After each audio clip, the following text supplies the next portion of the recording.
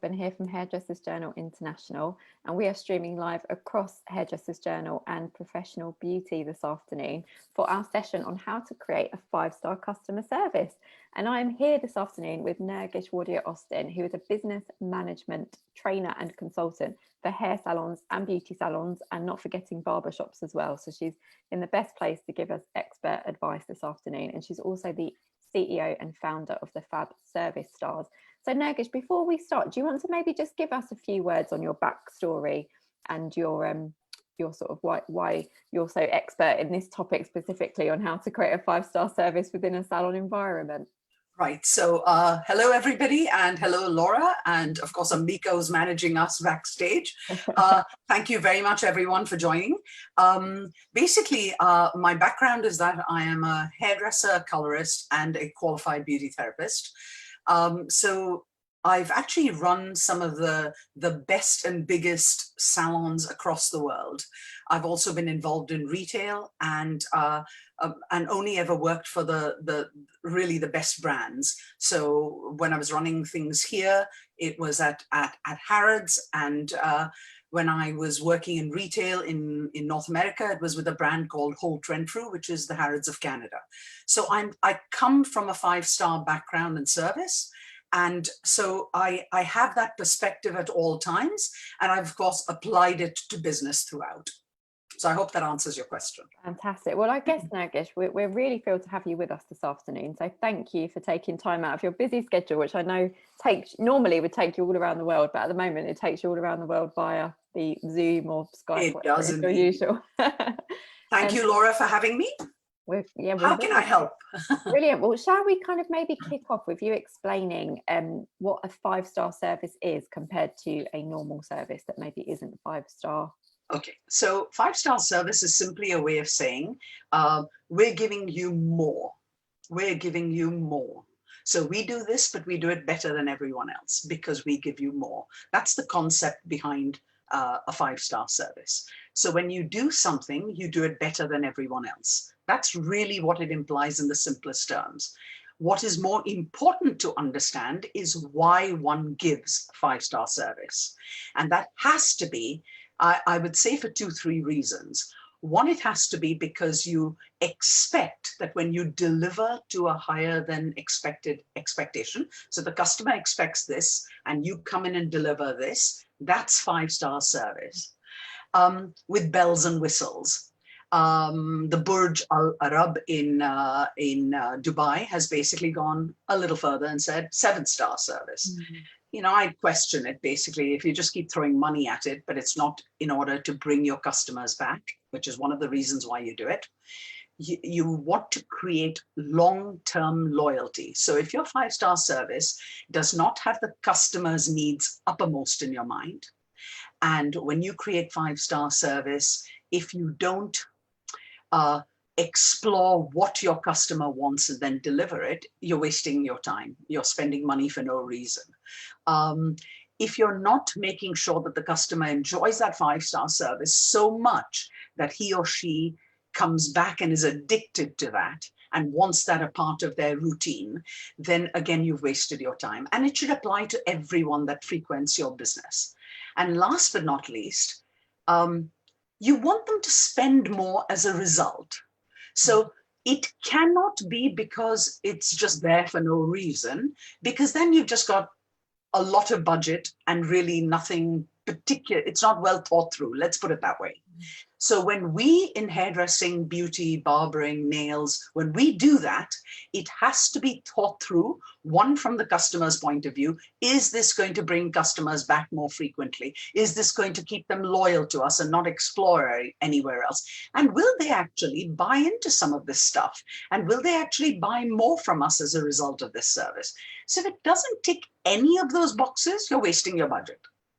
I think that's a great way to explain it there, Nergish. And the fact that you tapped into the customers and the clients there and the importance of their perceptions. So how do you think a customer or a client perceives a 5-star service?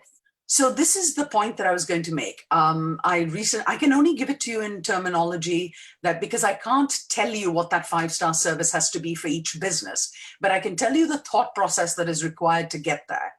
And it was interesting that one of it was a hairdressing salon owner that said to me, you know what, we've decided our customers love our coffee, but we were just going to make it, just much better. So we've got the best ever flavor of coffee from Colombia. We imported directly from Colombia. We've bought this fabulous 6,000 pounds Gajia machine, and we're basically going to do freshly ground and brewed coffee and this, that, the other. And I thought, how wonderful. And I said, and what have you done for the tea drinkers? And they just went dead quiet and thought, actually, it's PG tips. And I said, whereas I love the sentiment, it has to make sense for everyone. So it isn't 5-star if it just deals with a small section of your customers. That doesn't make it 5-star. It just means you're paying a lot more for your coffee now. That's all it does. That's what it does, because it hasn't been thought through correctly. And so I need you to make sure that every customer's needs are met.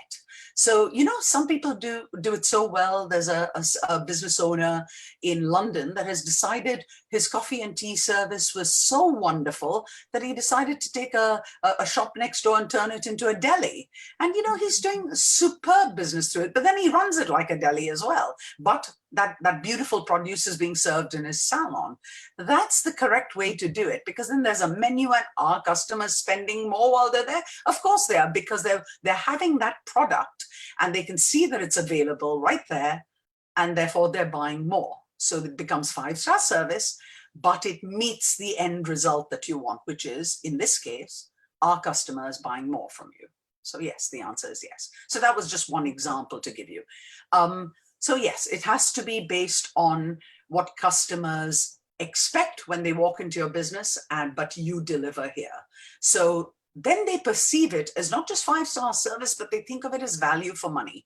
So at a very fundamental level, if I had to explain it, years ago, 30 years ago, when I ran, yes, I'm very old, everyone, stop laughing, but 30 years ago when I ran Harrods, basically, the several salons that were based at Harrods, we used to have our coffees and teas served in a silver tray on bone china. It was beautiful.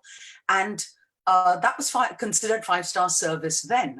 It's possibly considered 5-star because we had an actual kitchen and we had people preparing it, and we had full waiter and waitress service. That's what we believed should have happened with our consumers that were coming to us. And that meant that when everyone else was charging, £7 for a blow dry or whatever, we were charging 30. But it meant that we were delivering at a higher expectation. And I don't know how to explain how people do their 5-star, because I don't know where everyone's based, but I do know it starts with talking to your customers. And I'm going to give you a step-by-step guide later as to how to put something into place. But what to put into place, I can give you the thought process, but I can't tell you what will work for your business. And again, 5-star service has to be unique to you. Just do a couple of things so beautifully that you become known for it. Definitely. I think that's great advice, Nergish. And the example you gave was very interesting, because I personally don't drink coffee. So I would be a great example of someone who they could have the best coffee in the world. It wouldn't be 5-star to you. It would be 5-star to me. And there you have it. Exactly. So I guess that's a great point you were making there. And I guess, is it also about finding out your own demographic of the people that do live in your area, come to your salon, what they would like? So it's less difficult than that. I would say I would cheat, basically, because I'm slightly lazy in life. And so I'd go straight in and call up your top 10 sort of best customers with the highest spend in your business, and always start your conversation there and say, look, Mrs. Wilson, you come to me, you're a very valued customer. Today, can I ask you a question? If I said money was no object, and I wanted you to tell me what would make your visit to us even better than it is now, what couple of things would you like us to improve? And so Mrs. Wilson would say something, and one of the steps that I will talk to you about is always make sure you're making notes. because unless you have a record, or a record of the conversation is so important, because at time of decision making, you need facts in front of you. You can't have these vague conversations with people and then think you're going to remember it all, because you're not. She's going to give you two things, and they could be mindlessly stupid things. So you ignore them, but you still have to write them down, because if three people tell you if giving them fishing hooks will make their lives better, then there's something you have to think about.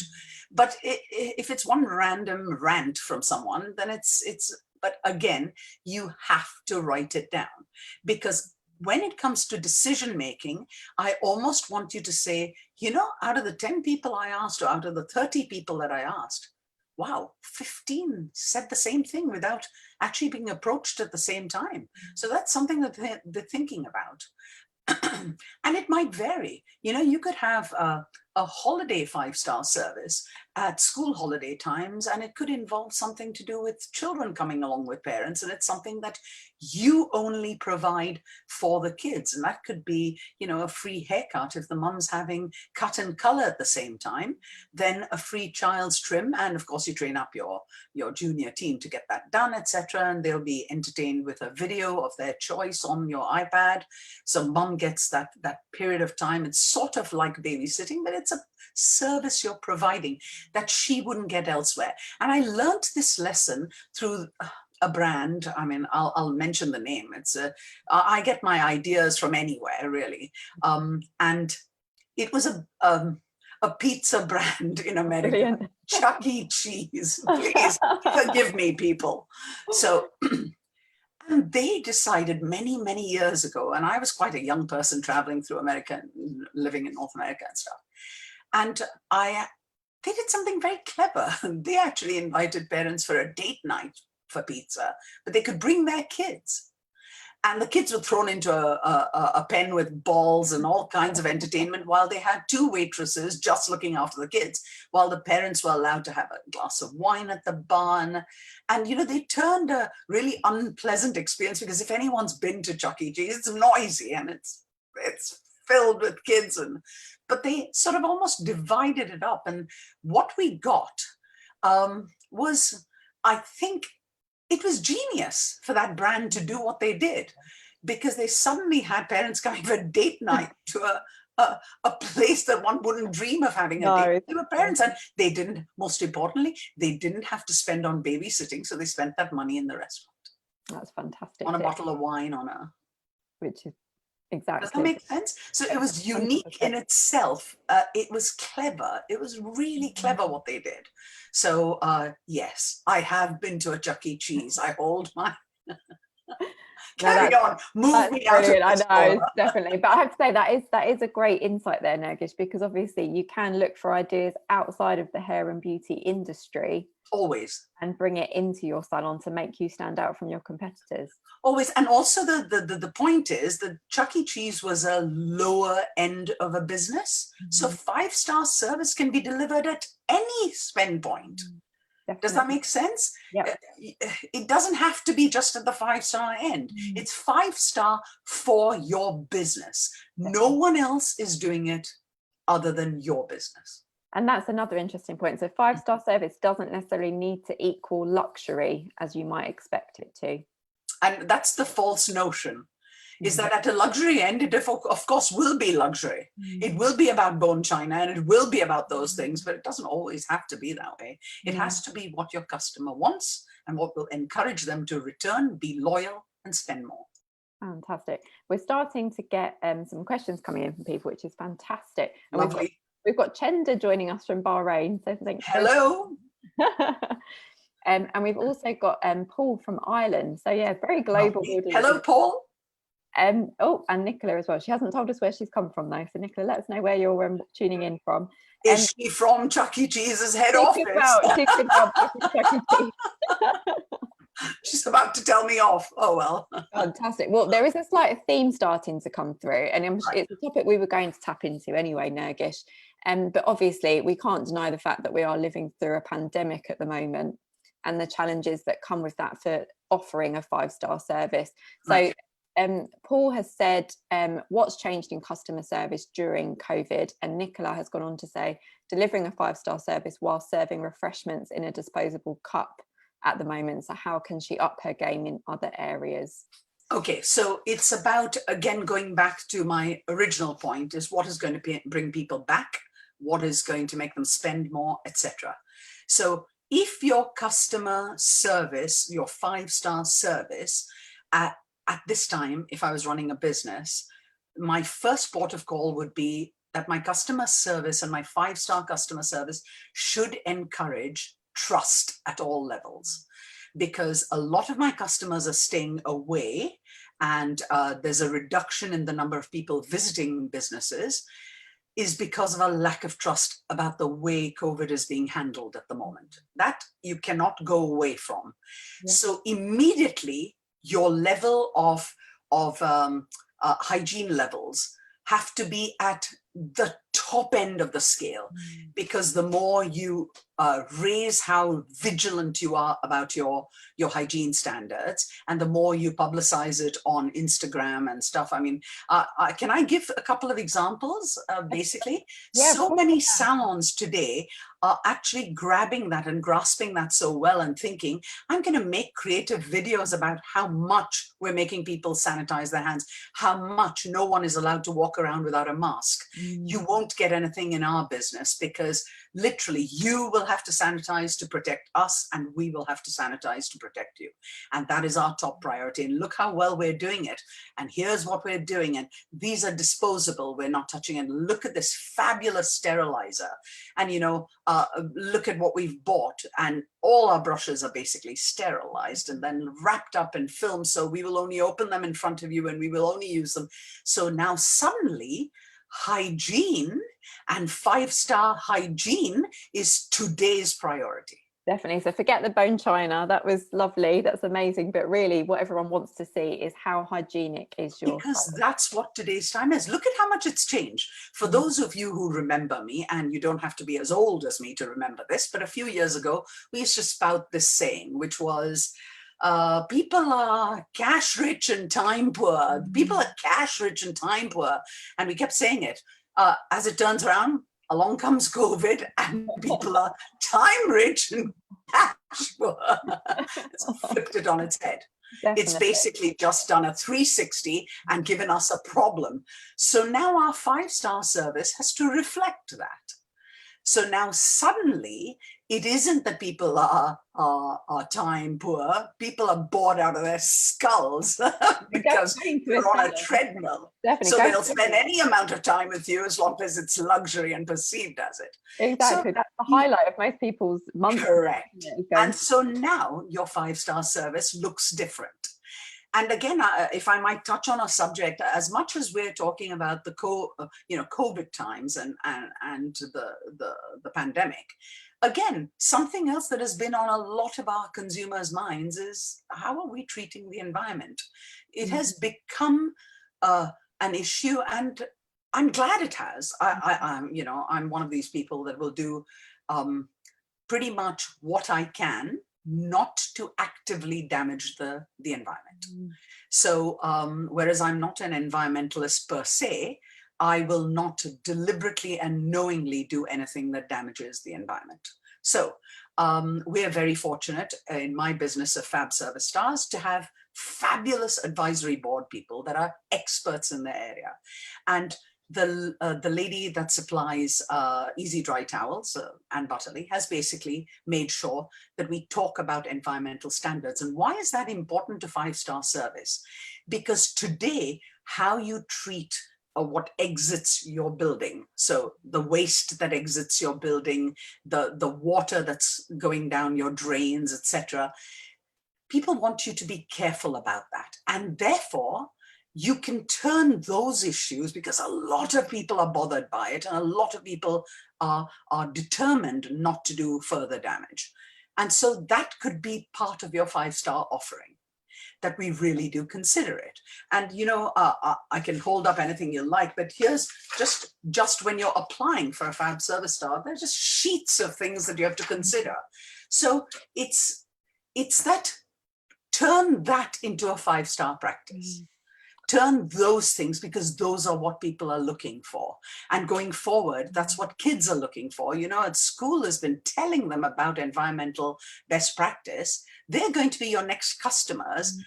That's where your 5-star service has to concentrate when we go out of this sort of period, whenever that is, and whenever that be. But that's the direction you ought to be heading in anyway right now. So that should feature in some way, shape or form in your 5-star service. I guess, Nergish, I guess there are challenges, especially at the moment, with the conflict between the hygiene issues that have come along with the pandemic and being as environmentally friendly as possible. Correct. So basically, I can give you one example that's simple, where you have to do your best, but hygiene right now, hygiene trumps the other. Yeah. So if you're looking about priority and you're confused, one trumps the other.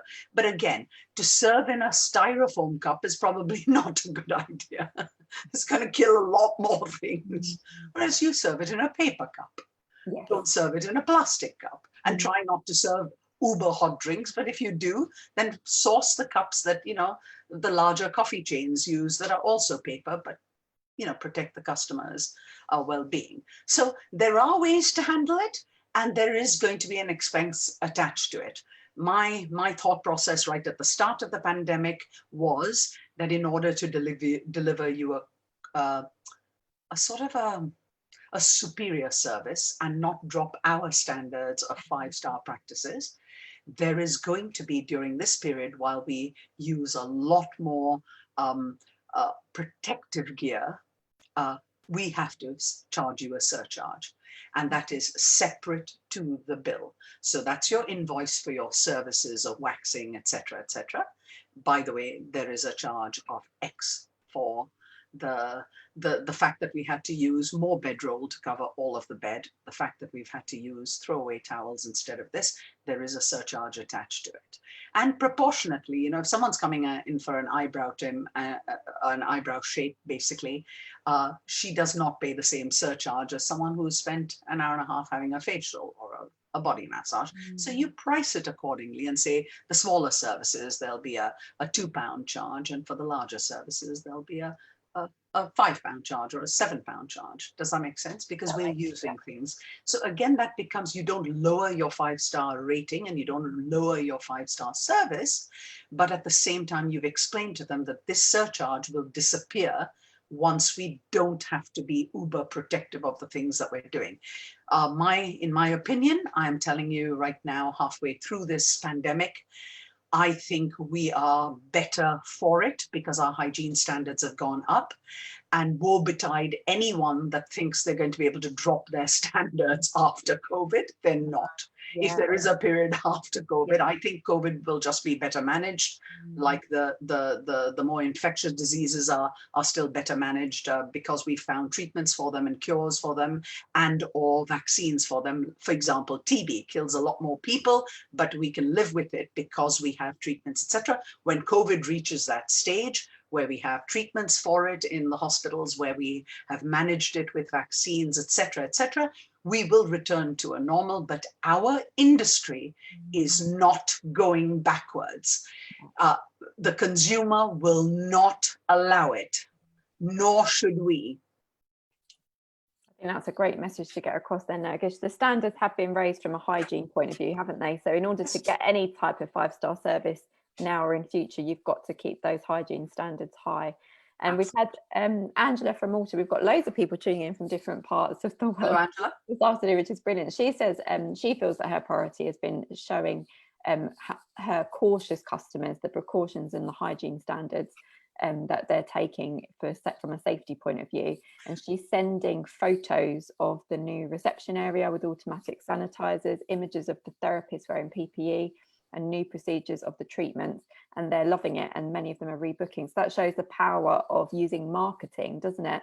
To show it's also a 5-star service. So I wanted to make a point here. So what would be a good 5-star service at a really exceptional level would be to pick up the phone to your customers that haven't returned to your business and say, this is simply a courtesy call, Mrs. Wilson. We haven't seen you since COVID. And, you know, is there a reason for it? And are you worried about something that we're not doing? Would you mind terribly, Mrs. Wilson, if I sent you a short video? It'll just be a clip of I'd like to walk you, Mrs. Wilson, through our salon, just to reassure you about what's changed. We miss you. We want you back in the salon, and we just want to send you a little clip about what's changed and how we're handling things. So would you mind if I gave me your email, or if I used your email address to send you that clip, please? And that is a level of 5-star service where you've assigned one person in the day in your salon that isn't particularly busy for 2 hours, and you see John in your salon doing nothing, and you give John 5 customers to call up. And then John does a little video, and at the start of the video, you write down on the video, there's a little slide prepared specifically for Mrs. Wilson, specifically for Mrs. Jones, specifically. And it's such a lovely way to do it. And it's, you know, neatly wrapped. It's the same video going out to them, but it's just as it opens up, it says, "We miss you, Mrs. Jones. Just wanted you to see." So you're taking hygiene to a 5-star service level. And personalizing it, which is brilliant, because everyone wants to feel like they're your VIP, don't they? Fantastic. We've had another question come in, and this one is from Crystal, who's based in Cambridge, and she's a mobile stylist. So she's asking the question, what can she do to take her service to a 5-star level during time?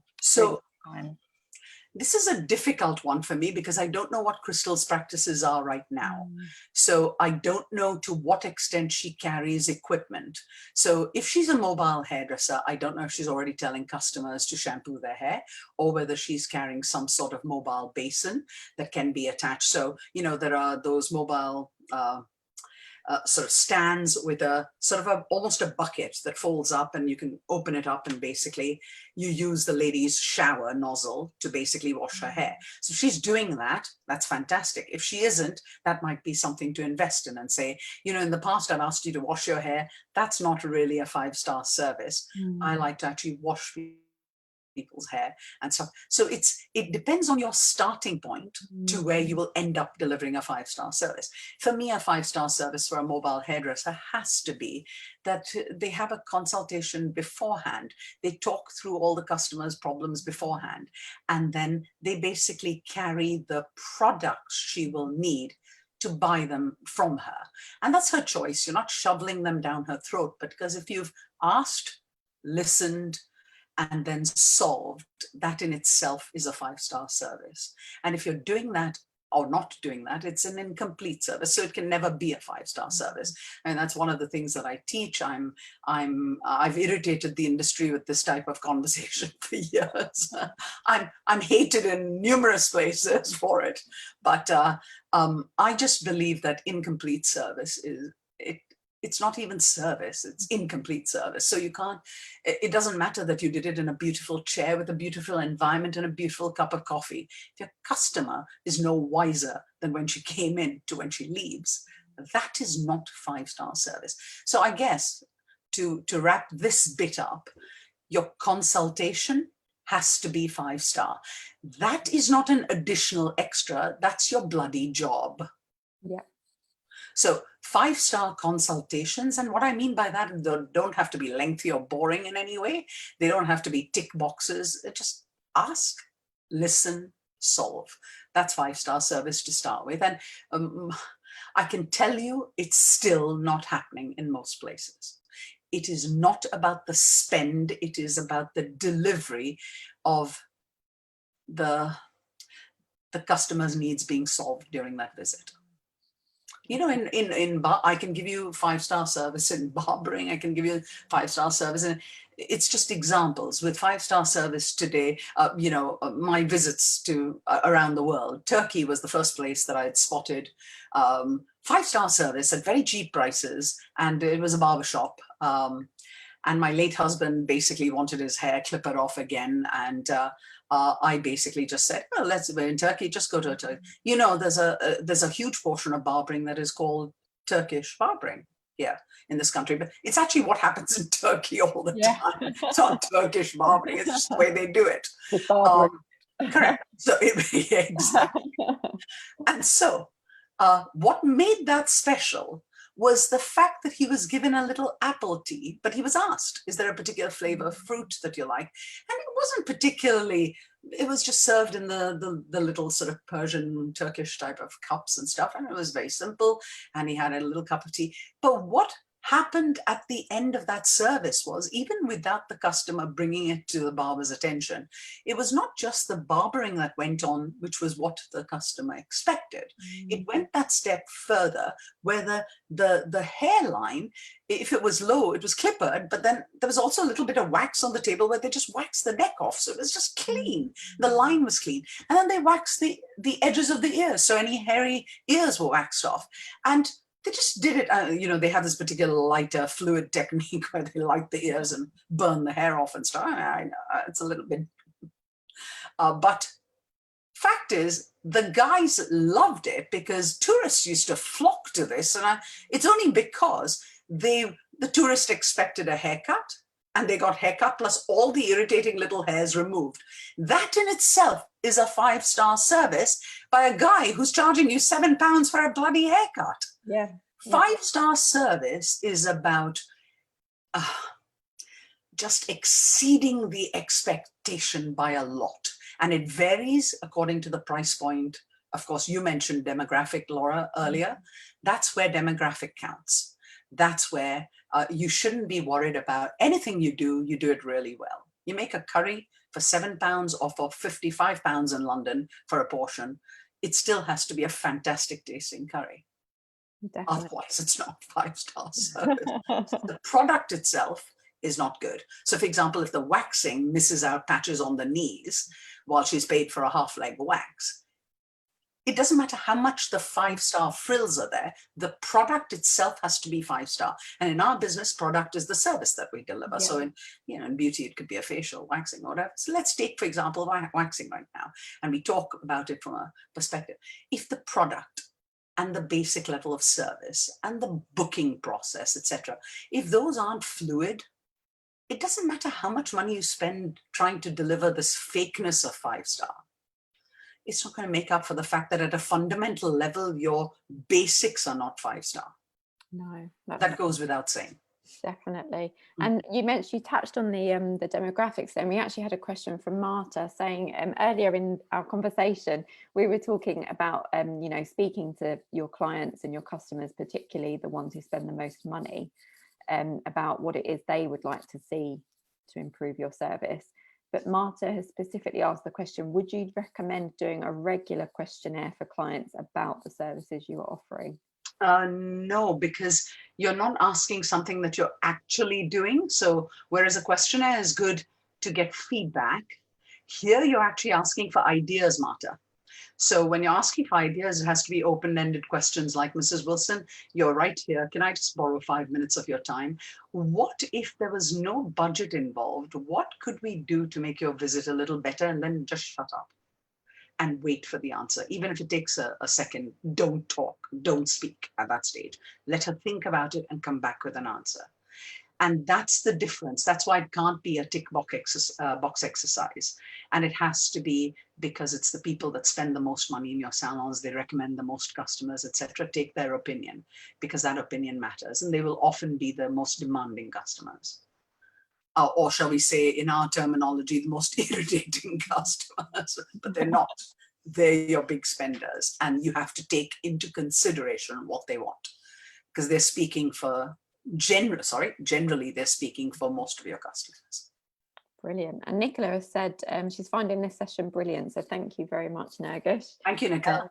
She says she's about to have a catch-up team meeting to make sure everyone is delivering a 5-star service. So this is giving her lots of ideas. So let me come to staff and delivering a 5-star service for staff as well, because, you know, you don't want the loss of staff and you don't want the high turnover of staff and stuff. So right now during COVID, a nice little thing to do that would be 5-star service for your staff is find out which are the most nervous people coming in. So if, you know, if you've got Bob and Joe in your salon and Bob is okay about removing his mask and, you know, French kissing a cactus, that's fine, basically, because, you know, Bob's happy, he's fine, you leave him alone. That's a great image there, no, sorry. That's a great image.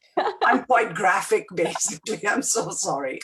And but Maybe Joe is protecting a mum that has maybe had a transplant at home or whatever. And so Joe is a lot more careful and cautious not to hurt her mum. So Joe needs to be a bit more serious about the way she is treated and that customers and the managers upholding it. So a good way to ask the staff would be, here's 3 categories: from relaxed about COVID to slightly worried about COVID and really worried about COVID. How would you like to be treated in the salon?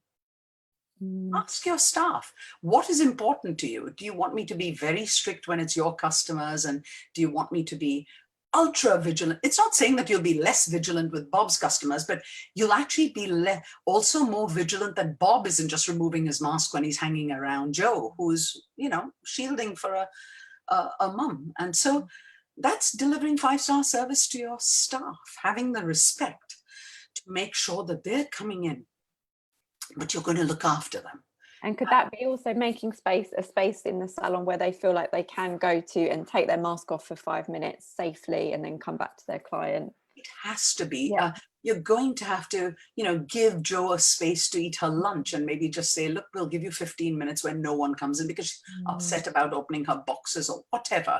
Yeah. But that's about delivering 5-star service for your staff, finding out how they feel about COVID and measuring their temperature about the worry about COVID. Does that make sense? Because you don't know what's happening in people's houses. You don't know whether they're protecting someone at home. You don't know if they're just absolutely ridiculously scared by it. You have to know this stuff to be a good leader. 100%. So that's 5-star service example for your staff. Brilliant, 100%, Nergish. We are running out of time. So do you want to maybe talk? I know we've got so much more we want to talk. We've got to do the steps, Nergish. So yeah, do you want to talk us through your steps? So basically, once you've spoken to your customers and found out what they want, because that has to be the starting point, otherwise it's pointless. And of course, it meets when you decide, does it meet the 3 criteria? Is introducing this and spending the money to introduce it going to bring customers back more often, going to bring you long-term loyalty from them, which means that you will do it better than anyone else, and that's why they'll recommend their friends, etc., and talk about it. Last but not least, is it going to encourage further spend in your business? Once it meets those criteria, pick a topic, one topic at a time, and put it into place. I'm going to refer to some notes I'd made because my memory is probably shot to hell. Right. So I would say start by speaking to your customers and write down any suggestion given by customers. So you'll have a list. Then speak to your team and ask them what's the best service you've ever had at a restaurant. What is service that you remember? Your teams will actually give you ideas about what has happened and how can you turn that into your business? How can you apply what happened to Bob when he was traveling Singapore Airlines to his holidays and he had that bit of service? How can you turn it into a hairdressing or a beauty or a barbering service or a nails? And how can you apply that thought process? Because, 3-4 people have mentioned it. Anyway, so between those lists, you will then see a pattern forming. Once you've got the pattern, you can select the one bit of service that you're going to improve, because it can only start with one thing at a time, and then you can introduce the next and the next. You try to introduce 3 things, you'll never get it right to start with. And then you, once you've decided, you basically then say, okay, now we'll put these forms into a folder that says ideas for the 5-star ideas for the future. So don't lose that stuff. You've already done some of your research. You've probably got a second idea that's already ready to go. So don't throw all that hard work away. And then basically you design the idea or you book time. Look, there are reasons why there are experts in the industry. If you can't come up with the idea, pick up the phone and book some time with an expert. It'll be more than, and I'm not the only expert out there. There's hundreds of experts that are very good at their jobs. But book time with an expert if you're stuck. Generally speaking, if you've done what I've asked you to, you won't need the services of an expert. Then, once you've written it out, you have to then role play it. So you decide how that's going to work with each person, and then you find a way that it is going to work for everyone. Now you write the step-by-step guide out as to how that's going to work for your business and what they have to say in case there's a higher charge, and in case there isn't, how do you introduce that new service in or that new practice in? And then you train it to your staff, and then you get each person to role play it back so that that message is not being lost. If you have to get a sentence in there for the receptionist to mention it, Write it down for her, write down what she has to say over the phone and teach it to her to say it. Demonstrate what it looks like, demonstrate it yourself in the morning to say, remember, this is what we're doing and saying with each customer. If we're doing this in the hairdressing main hall, that's how we're doing it. In the beauty rooms, this is what it'll look like with a waxing customer. In the barbering chair, this is what it'll look like for you're introducing the new, beard trimming service or whatever. So make sure that every person knows how it fits into their job profile.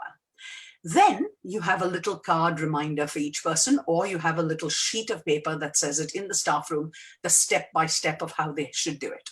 For 4 weeks, that should be a topic of discussion and a reminder in the mornings, during your briefings, during your meetings, whatever it is that you do, that should be a reminder for 4 weeks, because it takes 4 weeks to make habit.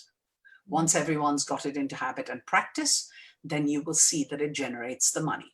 If it isn't generating one of the 3 basics that I told you about right at the start, is it bringing customers back? Is it bringing them back often? Is it helping them to spend more money? You'll have to slowly peter it out, because then it's just an expense and it's not delivering, which means it wasn't thought through correctly to start with. And you go back to the drawing board again. I would say to you, yeah. That's 4 weeks, did you say? So 4 weeks to make practice. So at the end of the 4 weeks, it just becomes part of your routine. Yeah. They say that if you've never bitten your nails and you start biting the same nail for 4 weeks, eventually you will bite it. By the way, it takes a lot longer to break out of a bad habit. Unfortunately. Unfortunately, but that's a good way to approach introduction of a 5-star service. And that's how I would do it, basically. And it sticks then. Brilliant. And I guess, as I say, we're getting to the end now, yes, Nergish, so we should kind of wrap up. So I guess if there's anybody tuning in who wants to make those kind of initial first steps of thinking about, they've nailed the hygiene aspect now that salons have been open for a little while, but they want to think about how they can improve the service they offer their clients. Yeah. What's the next steps they could take, even today, tomorrow, the next day, for starting to implement that? It will have to be talking to their customers, their 10 highest spend customers. That has to be the place to start. There is no better place to start, in my opinion. Brilliant. And customers will give you the ideas, and then of course you follow the steps, as I said. Talk to your staff, and visiting places that you admire. That's always a good place. If there's a hotel particularly that you admire, go visit it.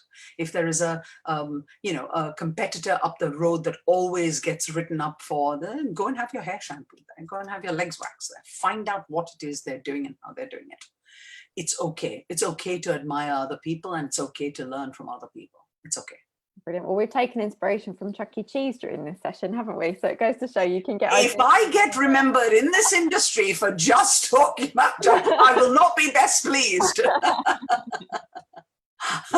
I have many such examples. I just wanted to use that one today. God. Well, just to take it to the slightly more luxury end, we've just had a message from Sarah Hemphill, who I think she says that you should know her. Sarah used to work with me at Harrods. She was, in fact, I think one of the best receptionists I think I've ever worked with. Oh, there we go. So she said, please do say hello to Nergish, inspiring as always. So we've taken it hello, away. Sarah. And I've got to say, it's unbelievable. So she knows all about 5-star service, I have to tell you. 100%.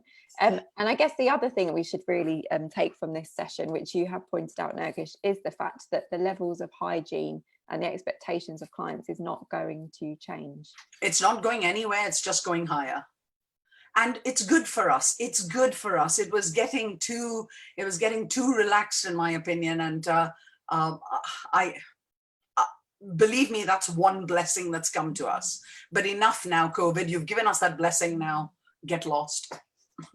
And the balancing act between the importance of the environment for consumers as well. For sure. And that's not going away anytime soon, because people are going to look for better products that don't hurt the environment. Again, rightfully so. We have a responsibility as people who do pollute in some way, shape or form, because we do use chemicals. We don't do it deliberately. It's part of what we do. And so we have to take responsibility for that and buy the best, and basically do as little damage as possible.